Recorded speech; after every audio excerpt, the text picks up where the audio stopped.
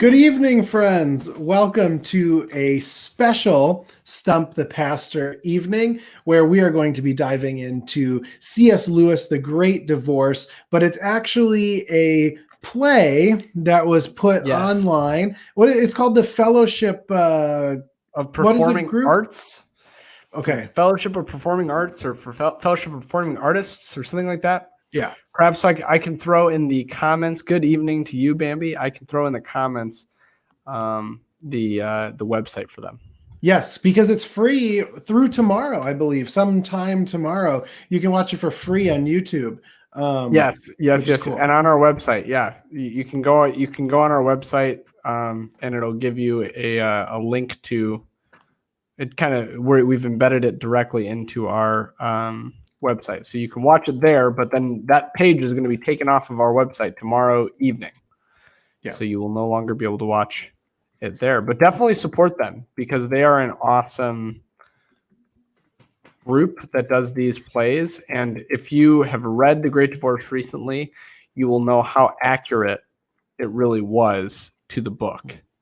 Yeah, it is well worth the watch. Yes, thank you, Bambi. Bambi watched it, so thanks, Bambi. Phil, how about you?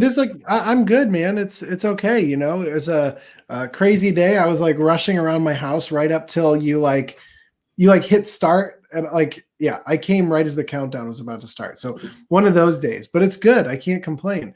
And I know this is a combination of two of your favorite things, right?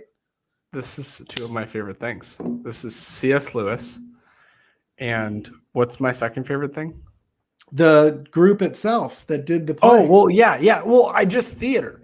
So I love theater. And so this is one way in which my love for C.S. Lewis is lived out in theater. I have to say, in comparison to being live for the last two, this was pretty campy.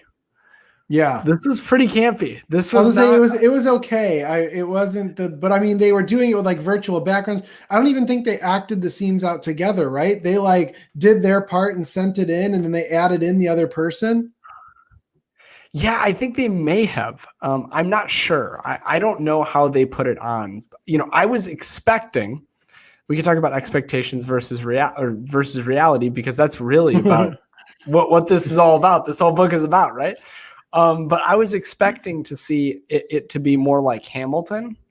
So if you've seen Hamilton on Disney Plus, it's just a stage. It's a recording of the stage performance. Yeah, that's what I was thinking Hamilton. So I was expecting that. I was not expecting, the green screen and that stuff at all. Because the sets for the last two plays that I've been to of theirs have been very simplistic. So, I don't know if they chose to do this play because they felt that they could do it in this way. But yeah, I was. Bambi says that yes, that's what they said. They said that they recorded it all separately. See, I would have almost rather they just quarantine everyone for 2 or 3 weeks and then do the videoing all together. Sure. Yeah. Absolutely. No. Definitely. It was very campy. But you know what? So the real thing about the play, right? If we're gonna just like launch right in, for those who have not watched Live at 5 today, go watch Live at 5 if you want to know. Phil had a busy day, so did we. Yeah, yours was hard. I think much harder. Well, mine was it was very not a lot happened. It was a lot of sitting in a car, driving up to the north side, waiting, doctor in the parking lot, and then going in. But 9 stitches or 10 stitches later or whatever it was. It is what it is. You can, like I said, plug for today's Live at 5, where Matt processes his trauma by telling the story of getting stitches live for Facebook. He was a trooper. But the play. So the play itself, I was not expecting it to be this way. But the thing that I love about these, the way that his name is Max McLean. He's the guy who does these, writes them. The thing that I love about this one and about Screw Tape Letters is that the amount of actual C.S. Lewis words left out of the play is like less than 30% or less than 20%. Oh wow. Like the play, I don't think any of it is their writing. Mm. I think all of it is the exact language from the book, but just, obviously you have characters acting it out and they restructured a little bit to make a little bit more sense. But in Screw Tape, I think they said that they had done like 90% of the book and they had only changed 1 or 2 lines in the whole thing. So that's what I really appreciate about this is, obviously there is the aspect of how campy it was and acting it out from different places. And like the rain was just really goofy and things like that. Him slipping and falling in the water. It reminded me of like a 1970s Doctor Who episode. Yeah. Did you get that? Did you get that? I didn't see any of those, but I can picture what you're saying from that like time era. Yeah. Like a 1970s Doctor Who episode. But that said, I think that especially when characters had long monologues, you almost lost you almost lost the campiness because the writing is so beautiful. But so what did you think? What were your feelings? Yeah, I mean, this was one of the Great Divorce is one of those books that holds sort of a tent pole, a tent pole being these like major times in a year or a life or whatever. And The Great Divorce was one of the books that was swirling in my mind and my dorm room when I changed from physics to like ministry. So it was one of those books that I was reading and it was like, I can't do physics anymore. You know what I mean? It was like, I got to change and study the Bible and theology. So, but consequently, I think it's been since college that I actually read through the whole book because I read it, 2 or 3 times in college and just so many other things to read since haven't come back to it. But it is one of those books I return to often in terms of thought because it had that heavy influence. So seeing it in the play version today reminded me of a lot of things that I hadn't, little details I hadn't thought about in a long time. So I think I appreciated sort of like an old friend returning, Yes. Yeah. I mean, the literature itself, I think, is anybody who's read C.S. Lewis. I mean, I'm not going to say that it's his best work. I'm going to say that it's one of his most memorable, though, for sure. We have a comment here. Bambi says, given what they had to work with, I was impressed. I really agree with that, actually. I didn't know at the time. Actually, Phil, you picked that up. I didn't know that they weren't together. I just knew that they were trying to do it on green screen. So yeah, if nobody was in the same room, I'm very impressed. Thank you for that context, especially if you were the first one to go, because if you were the second one in a scene, you can like play off the other person's words and timing. But if you were sort of setting the standard for the scene and had to sort of, do it with a buddy off screen or something, I'm supposing that's what a lot of them did is had someone else off camera doing the other part. But still, that's pretty good. Yeah. Well, I mean, that's what they do on film sets. Yeah. So all the time, if there's like 2 people on the phone, they're not like both there at the same time. You know what I mean? Right. They're filming that separately. And it's really funny to hear. Usually it's like a first AD reading the lines and they just read. They don't try and add any inflection at all because like they don't. So they just read like that's what I said when your mom died. Like, and then like, here's like Kate Winslet being like, what do you mean? Like, you know what I mean? Like super into it. And like that's the first AD is just like, so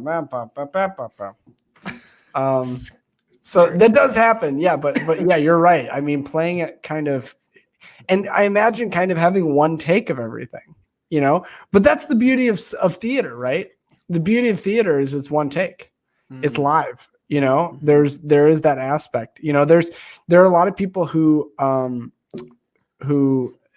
have thoughts about our service that they're like, I really like live services. Like Good Shepherd does theirs live. But they're like, we really appreciated the kind of higher ability to like, it's more engaging when you don't do it live because it's like, you can have like titles, and you can like have music in the background, and you can like engage people so that they're not just like watching a screen. Yeah. But they are watching a screen, but they're like getting more stimulus when you do it the way that we do our Sunday mornings. But they're like, but we also miss the kind of the live. And Phil, I'm just realizing that I have heaven underneath me and you have hell underneath you. Hey, what can you do? So yeah. We should switch ourselves. Can we do see that? how it is?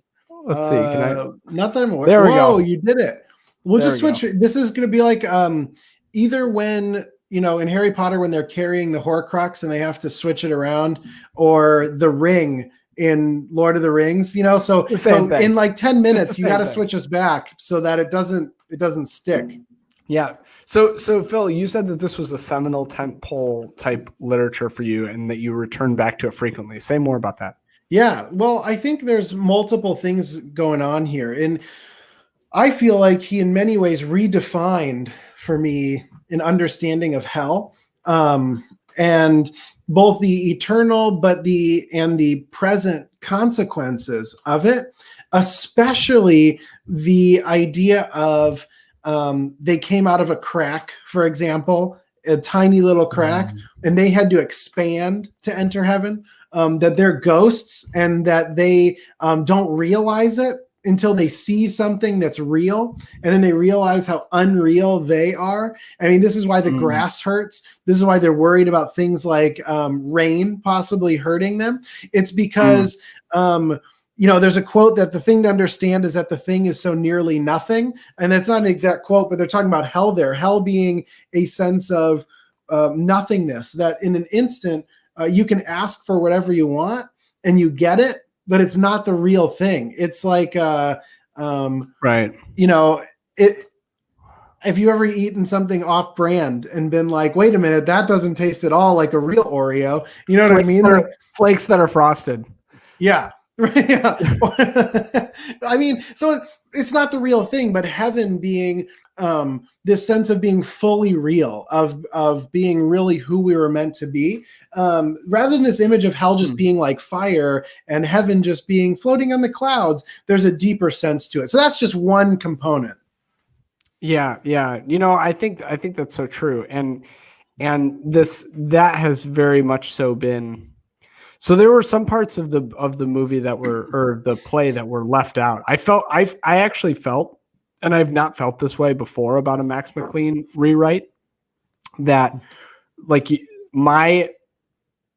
the three seminal interactions, right? There's all these interactions.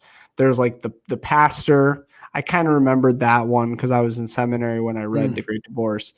There's he's like an Episcopal pastor, and it's like kind of a shot at Episcopalians, which I was just kind of like, come on, C.S. Lewis. But yeah, like there's like the guy who like, or there's like the woman who like controls her husband. There's like there's the guy who like can't get over the fact that like he wasn't righteous.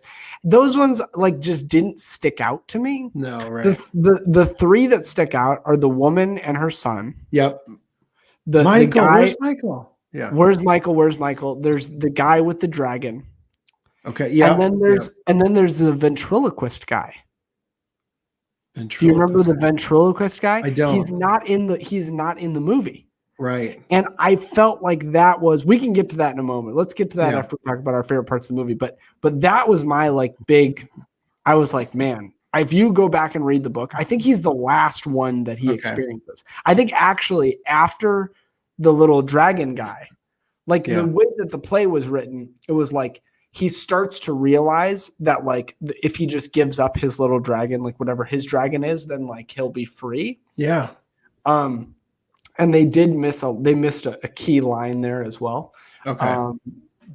Of like text that I remember, but also I think that actually he goes one step further before he decides to go up the mountain and wakes up, is that he encounters this ventriloquist guy. But what was your favorite part of the play? What were there any parts that were reimagined for you that you weren't expecting to connect with? Yeah, I mean, you know, I think the one that you were just talking about, the guy with the little dragon. And I mean, for me, it's hard to pick like one thing that stood out. I mean, I think talking about heaven, hell, and how they keep spreading out is something we'll need to talk about later, because that's probably the number one thing that stood out to me forever, is hell being anti-community, and that's just been like, bam. But the guy with the little red thing, which you can see right below us, right? He's right there below our faces. That it was so uncomfortable and awkward to watch, because he kept petting the tail, and it felt like an addict who was like shaking and like, but taking more of their drug. Do you know what I mean? Like, I think it made me feel like I was in an interaction with someone I've actually been in. Like, do you know what I mean? Like, so it was very, you know what I mean? Like especially dealing with my homeless clients and such, just some of the ways people would, so anyway, it was so uncomfortable that he was petting it, yet he didn't want it to talk. He didn't want it, but he couldn't get rid of it. And I think that was so uncomfortable and so powerful, because the woman just kept offering to kill it. Well, will you just let me kill it? It'll hurt, but then you'll be free. And he's so scared to let go of it, almost because he's so comfortable. And that's how so many of these things are in our lives. And so I think it's convicting, but I think it's also encouraging. And then I like that he actually gave it up, right? All the other people, like, he's the one in the story that actually goes into more of the real rather than the not real. But those things in our lives that cling to us and are creating a form of hell, because it is, we are enslaved to it. But there's sort of like a Stockholm syndrome going on, right? Like, you fall in love with your oppressor, and that's sort of what that is. And I think that's perfect. I mean, I think if you think about pornography addiction, right? Like, it's kind of like that, or an addiction to alcohol, or an addiction to sugar. There's this sense of which you hate it, but like you desire it at the same time. And it's really it's a painful cycle.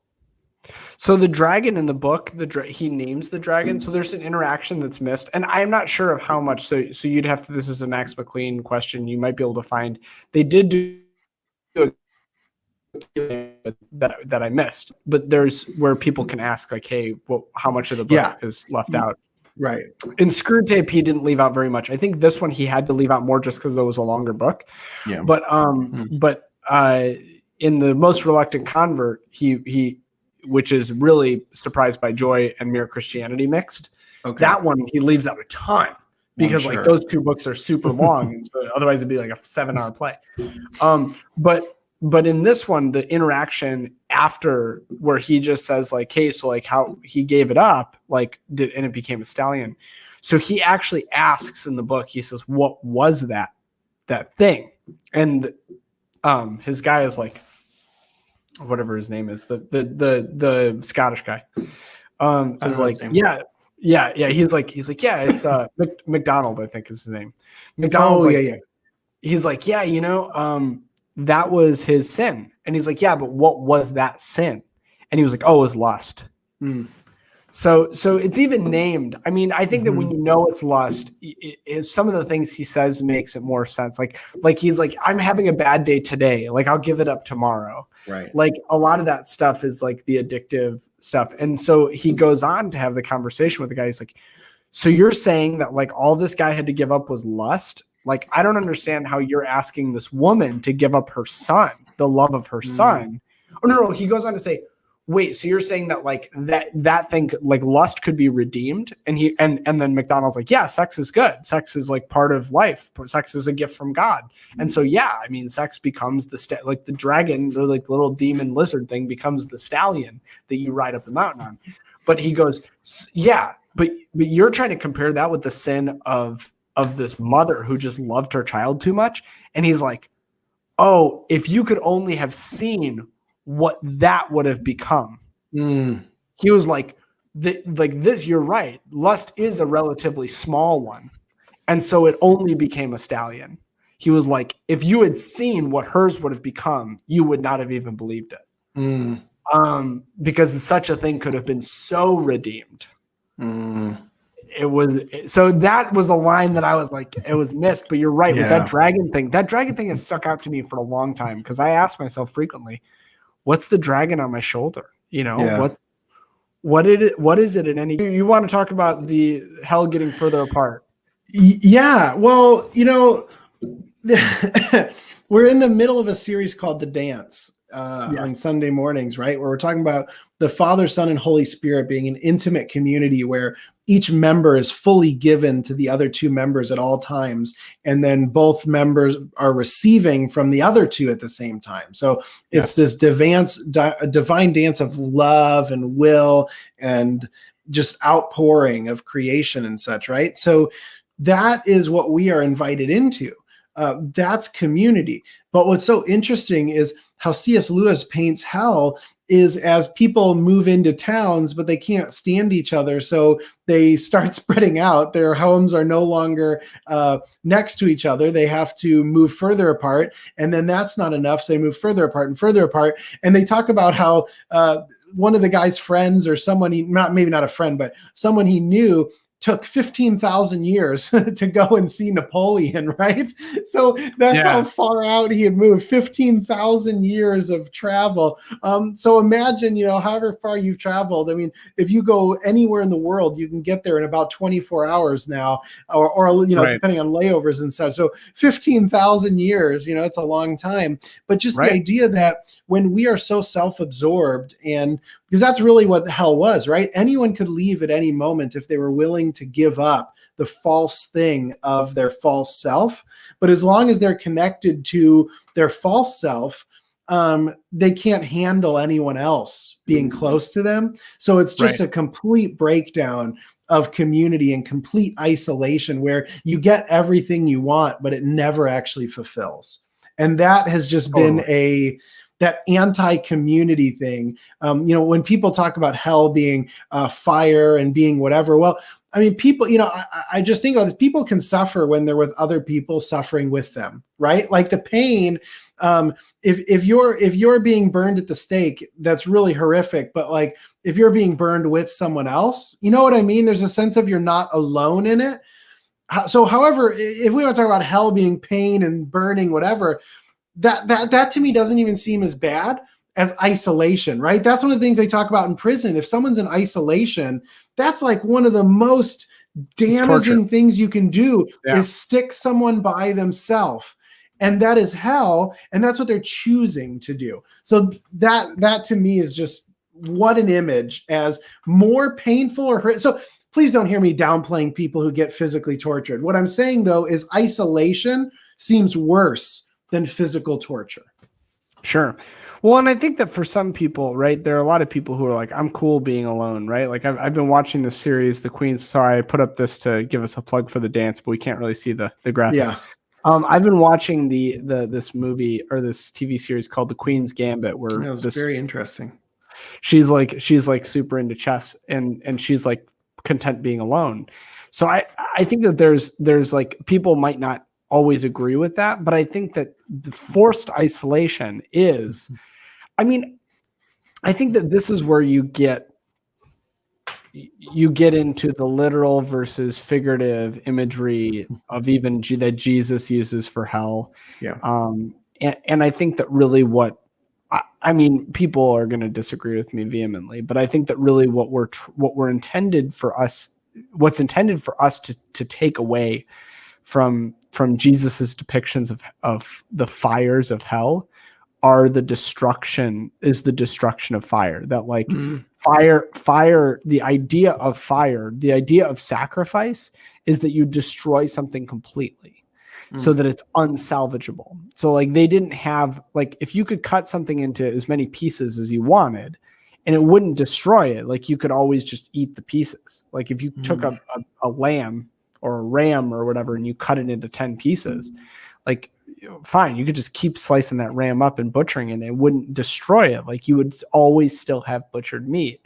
And if nothing else, you'd have the bones. But the idea of sacrifice in the ancient world was destroying something completely. There being no trace of that thing anymore. And I think that that's what C.S. Lewis is trying to get to with his depiction of hell. Is I think he's saying, look, you're going to be destroyed utterly and completely, in that you will be so far away from any other living person that you'll be completely forgotten. And that's the fear of the artist, is that she's going to be completely forgotten. And they're like, yeah, no, it's too late, which is true. I mean, how many people, I mean, I think all of us could name about 100 people who lived and died more than 200 years ago. Right. But how many of those people are you related to? Yeah. What's the name of your great grandfather? Like, nobody knows. Like, you have to look it up. Yep. And so there's like the Hebrew people had these great genealogical records where they kept things, but ultimately that's the idea is that like hell is this place where you're forgotten versus heaven is this place where you are joined with a community forever. Yeah. And I think and you lose yourself in both.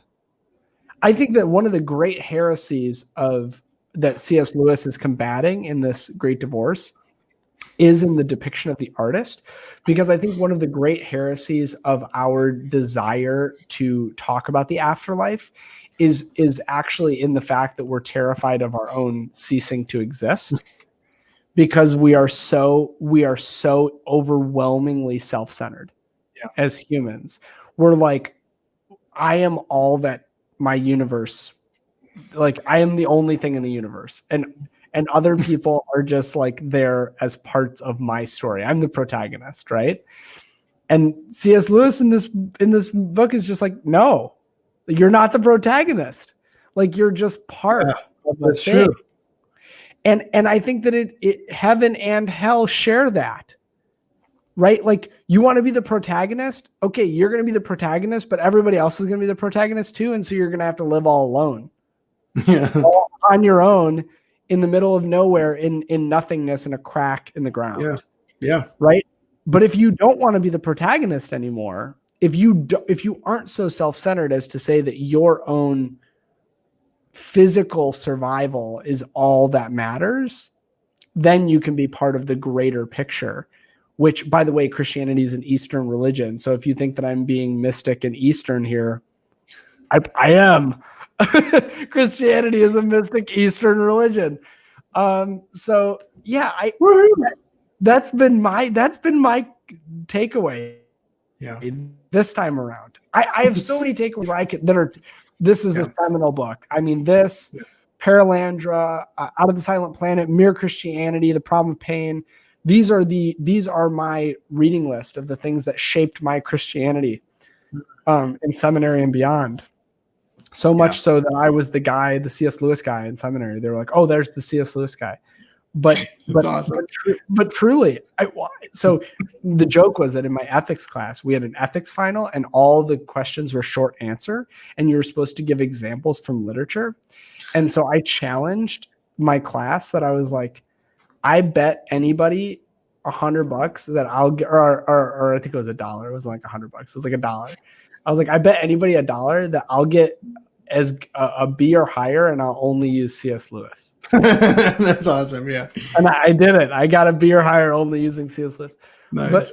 But like that, I was a C.S. Lewis guy, right? Because like he was so seminal. And I think that this is the thing. He comes after some of these heresies that we even acknowledge today that we haven't dealt with. So that was my thing this time around. The self-centeredness. So that was my big takeaway. Did you have any specific to this time? Well, just while you were saying that, let me jump to this. I was looking up Ecclesiastes because it just reminds me of there's no remembrance of former things, nor will there be any remembrance of later things yet to be among those who come after. That's in Ecclesiastes 1:11.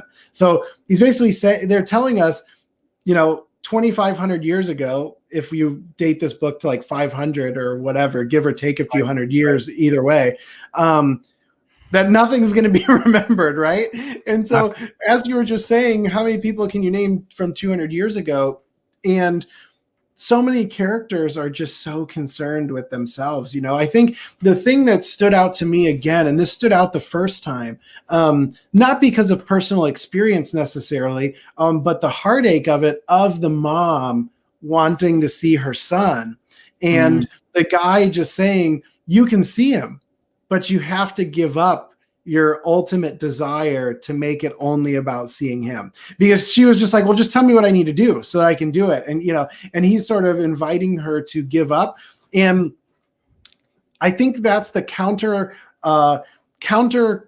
logical nature of so much of the Bible and so much of Jesus' invitation. Like I was writing down in a journal today these different stories, and stories of people being called to crazy things, right? So like Abraham is called to leave what he knows in order to go where he doesn't know, in order to become a blessing and be blessed.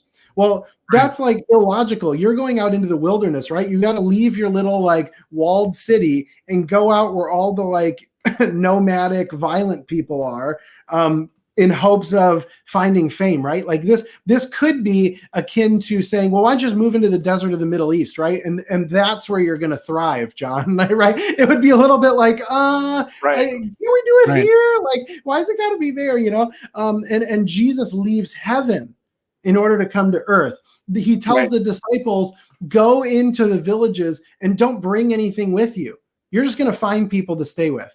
Elisha leaves the plow, this apparently wealthy farm that's doing pretty well, to follow Elijah. And Elijah just had an experience where he told God, they've killed all your prophets. I'm the only one, and they want to kill me. Oh yeah, hey, farmer who's doing okay, why don't you follow me? I think I'll stay with my farm. He burned the yokes, man. Yeah. So he burned the yokes. Right? All these characters do the illogical thing and actually gain everything by doing so. And that to me seems to be so much what every character was being told. And I think that just stood out to me again. Well, and I think that gaining everything is even relative, right? Like what they gain is again this mystic Eastern. This is the part of Christianity that I sometimes think that C.S. Lewis like really got and didn't know he was getting. Like he was like, I don't know how many people know about him and like how he writes, but he would have said Christianity is not a mystic Eastern religion. Like he would have said that, but like his writings reflect that was his understanding. The same way he would have said, I have all these problems with the Catholic Church. And in reality, his theology is incredibly Catholic. I mean, just take Marian veneration, throw Marian veneration out and you but yeah, I think that he one of these things that he struggles with is that he defines success in the way in which his characters in The Great Divorce define success. I mean, he wanted to be famous. He wanted to be well liked. He wanted to be well respected. C.S. Lewis did? Yeah, he wanted to have the finer things in life. I mean, he's a Christian and he's struggling with these desires and stuff, but ultimately he writes himself out of that feeling through his life and through pain and through loss.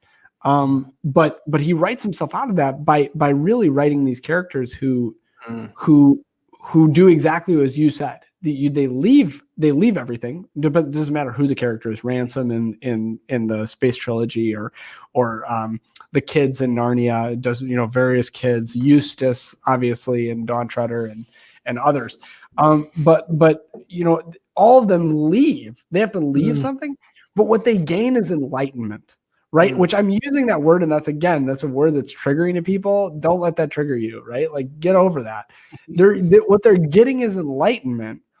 They're not getting like Abraham doesn't, like Elisha doesn't burn the yokes. Right. So utterly destroy the farm. He doesn't burn the yokes of his oxen and then go out and get more rich. No. He's enlightened. Yeah, well, I think that's what he gains real life is what I mean. Like right. Well, I think they're six or half a dozen, right? Like it's not what they're getting. I think that so many people are like, oh, they're investing, right? They're putting a lot in because they know they're going to get more out. And it's like, but more what? Right. Would you make the trade if you knew what the trade was for? And that is the ultimate thing that The Great Divorce does better than any other C.S. Lewis book is it says you're trading for joy. Yeah. And I think that is just profound. Yeah. So, yeah. I think, and I feel like they're but for me too, what they're trading for is they're wanting, they're inviting the characters to make God the only thing, right? And that sounds like it would be really boring and really terrible, but all the characters that are more real are all having this experience of what it means to fully lose oneself, but to fully lose oneself to someone who has fully lost themselves for you. Sure. So it's an emptying out. But within that emptying out, you get on the dance floor, right? Like that's right. Well, it's the painting lady. It's so the painting lady was like I said, that was my big takeaway from this time. And the painting lady is just like, she's like, what do you mean I'm not going to get to paint anymore? Like, I thought painting was good. And he's like, yeah, you will eventually paint again. Yeah. But when you paint, it won't really be you painting. You'll be able to appreciate the painting as much as you appreciate others appreciate it. And you'll be able to critique it as much as others critique it. It won't be yours. But it doesn't mean that the physical is evil or that you shouldn't create art. On the contrary, you should create art, but you shouldn't become a slave to that art. In fact, the art should set you free. Wow. I mean, just like, what a gut check. Yeah. Okay, so let me just say one more thing then with that. Oh yeah, go. That to me again is part of, and I think this again, what he's doing circles on so many levels and works in combination with other parts of the book. But the fact that the real is painful, the grass hurts, not because the grass should necessarily hurt, but the grass hurts because they're not used to things that are more real than what they've been experiencing. Yes. And so that to me also says that gaining the real is going to hurt because it's so good, and we often hide from that. It's almost like after you, if you ever go to a movie, usually you go to a movie in the evening, so this may not happen, but if you've ever gone to like an 11 a.m. movie and you come out at 1 o'clock on a summer day, and it's like, oh, my corneas just got absolutely burned out of my skull, right? And it's not that the sun is any worse than it was before, but the sun is real, and you've been in such a dark place, it hurts. But without that, you're not going to be able to see anything. So it hurts until you adjust to what's real. And I think that's just such a beautiful image in that book. Yeah, well, I mean, under the sun, and I think that obviously Christianity plays with a lot of Greek philosophy, but Plato's allegory of the cave, right? Like, so much pain in leaving the cave. And most of the people choose to stay in the cave. And if you don't know what I'm talking about, I'm sure there's a YouTube video explaining it. But, that's so true. I mean, I think that this is the ultimate. So Phil, I have my ventriloquist guy that I'm going to try and talk about here, but what are your thoughts here as we're coming to an end of our time talking about the Great Divorce? Oh man, so much good stuff here. Final thoughts. I don't know. I think, and this is a very sensitive subject. So one thing I want to say that shocked me when I took a domestic violence course in seminary and learned about abuse and things, and I'm going to use a very specific example to talk about. I think Jewish people call this Calvacoma, right? If it works in this situation, then how much more in this, right? So people who are in an abusive marriage, which it can be men or women, but one thing I learned is that someone who is being abused will often stay in that relationship in order to stay with the known in comparison to leaving something that's dangerous and bad for the unknown. That the unknown is so scary that they will stay with the abusive known. And as I was listening to these characters being portrayed by real people, it seemed like so much of it was related to that. They didn't like the situation they were in. They realized that it was fake. They would say it's meaningless, it's fake. The one guy was even trying to bring a huge apple back because he said people will buy something that's real. They'll freak out over it, right? But they won't leave because it's the unknown. And I think in faith, so frequently we are called into the unknown in trust. That was one of their fundamental issues. They didn't trust that the real was good, that God was good, so that they would just go back to the crack, to their shadow world, because it's what they knew, even if they hated it. And so Wow. something is built into us to not like the unknown, but I think we're invited in this story to leave, which of course in an abusive relationship, that's one thing, right? But in our lives, what do we cling to that we know isn't good because we fear the better? Totally. Such a good word. I don't take, I think that we have to be very careful, especially in the church, right? With using certain metaphors that are very, very real, very real. Right. I mean, even down to calling God Father, right? Which you touched on, I thought, so eloquently in this dance series that we're doing, where Yeah. the metaphors can be unhelpful. But I think that one's dead on. I mean, everything that we need to be able to leave the thing that's killing us. And that God actually calls us to leave the thing that's killing us. And for so long, Christianity has not been about that. As we were talking about signing up for healthcare, we were looking into Samaritan healthcare and their covenant. And one of their things is that Christians can't take Christians to court. Oh. And so if you sign up for Samaritan healthcare, you're not allowed to sue any other Christians or something like that. Which I think is essentially like an arbitration clause for them to be like, don't sue us if you like don't like our coverage, right? But I'm reminded of how that specific verse is used in evangelical circles to further domestic violence. So I mean, you're hitting the nail on the head here. So I appreciate that. My final thoughts are on the ventriloquist guy that was left out of The Great Divorce. Sweet. You need to go back and read The Great Divorce. It might not be the last guy. This has been several years since I've read this book. But essentially what it is that there is a guy with a ventriloquist dummy. That's like a marionette, I think. And it's like a miniature version of himself. And the dummy is the one that's talking. And he's just kind of like slumped over. And the dummy is like arguing with somebody, I think it is, over something. But essentially the guy, what they realize is that the guy gets like smaller and smaller as the ventriloquist dummy talks for him. Until he's so small that it's as if the ventriloquist dummy has no master and is just talking of its own accord. And at that point, our protagonist says to McDonald, he's like, hey, so how small will this guy get? And he's like, there's no limit.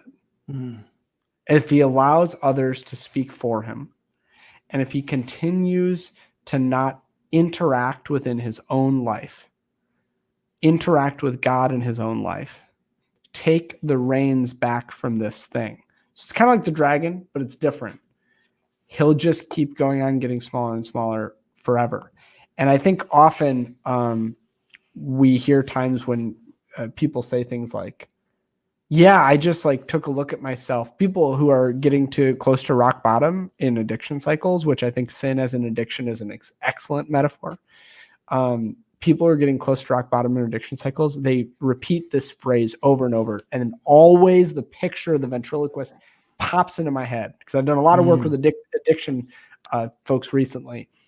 And it says something like this: I took a look at myself in the mirror and I didn't know who I was looking at anymore. I didn't know who was looking back at me. It was a different person. I didn't even know who I was anymore.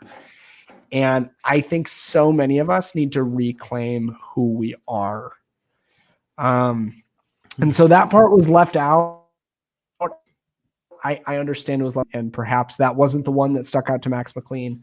But that, especially in the world of automation and AI and all these other things, I felt like that was missed. I felt like that one was just like, sometimes I know a lot of people who look at themselves on social and they go, I don't know who this person is.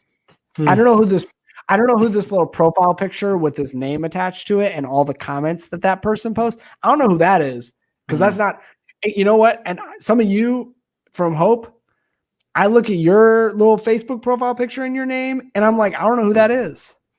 Like, I don't know who that is, because the thing that person just posted is so counter to the person I know them to be. So I thought that one was missed. I thought that one was missed. I thought I was just like, what is our what's your ventriloquist, and how small will you become before you realize?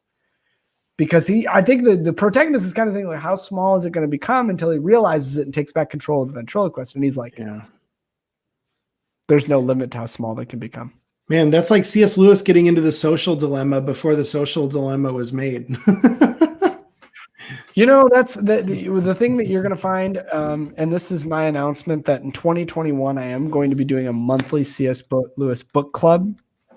I will not force Phil to read all of the C.S. Lewis books and come on this platform, but I will be doing like a podcast format or something like that. Probably StreamYard, that's what this is. A conversation and StreamYard about C.S. Lewis books, going through them, and one of them will be that we will do The Great Divorce again. But this is one of the beautiful things about C.S. Lewis. You have one day to watch this now. Swallow your Marvel Cinematic Universe expectations for the CGI. Swallow it. It's worth it. I'm gonna post this up one more time. Bambi Cole, given what they had to work with, you ought to be impressed. The message is worth it. It's good. The message is worth it. If you're a person who struggles to read or needs theater or action, or you really church people, you guys get this, because you could just read your Bible, but you don't want to just read it. You want to listen to us talk about it, right? So if you need to consume this material in that way, do so. Awesome. Phil, it's been good, man. Thanks for doing this with me. Thank you, man. Appreciate it. And thank you guys for joining us. Yes. We will see you all next week for Something Faster. Bye, everybody.